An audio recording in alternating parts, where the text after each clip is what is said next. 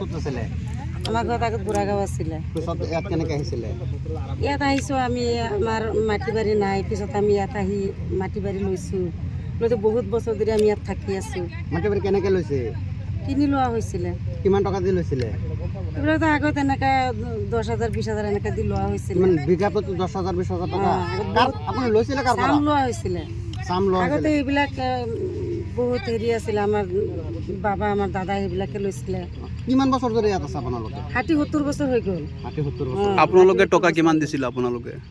আমিও এনেকৈ দিছোঁ টকা বহুত টকা দিয়েতো ৰখা হৈছে টকা পইচা কাৰ পৰা ৰাখিছিলে দি গৈছে এইবিলাক মাতবৰ আছিলে কি মাতবৰৰ নাম কেইটা কি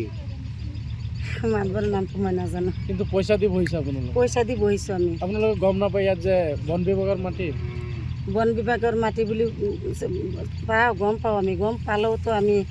ইয়াত বহিছোঁ বহুত বছৰ ধৰি বহিছোঁ আজিলৈকে আছোঁই ইয়াততো আপোনালোকে জাননী দিছিল আগতে জাননী দিছিলে কিন্তু জাননী দিয়াৰ পিছতো টকা লৈ গৈছে কৈছে নাভাঙে বুলি কৈছে কোনে লৈ গৈছিলে টকা মানুহ উঠাই লৈ গৈছে কোনে লৈ গৈছিলে গেছুও বোলে লৈ গৈছে মানুহ কৈছে গেছুৱে টকা লৈছিলে এইটো কি এনে কি কৰে নাজানো কি ঈশ্বৰৰ মাতাব্বৰ আছিল নেকি মাতবৰি কৰে অলপ মাতবৰী কৰে আলিদাৰি কৰি কৈছে এইবিলাক নাভাঙে পইচা দিলে থাকি যাব তেনেকুৱা কিমান কৈছে দিন আগত কৈছিল আপোনালোকক গেছুৱে কিমান টকা লুটিছে আপোনালোকৰ পৰা বহুত টকাই লৈছে প্ৰত্যেকজন ঘৰৰ পৰা কিমানকৈ লৈছে লৈছে টকা লৈছে আগত 15,000 কৰি লৈছে পিছত 5,000 কৰি লৈছে যিকোনো খবৰৰ বাবে যোগাযোগ কৰক আমাৰ এই নম্বৰত 9181 307 221